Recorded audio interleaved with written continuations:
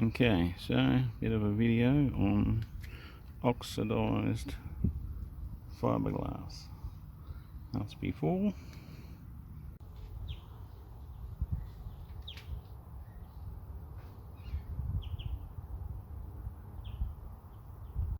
And the finished product. No more oxidization. It looks pretty good.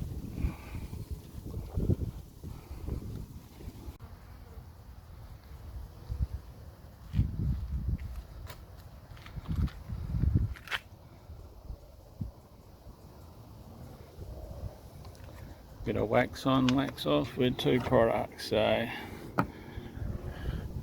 rubbing compound first, wax on, wax off,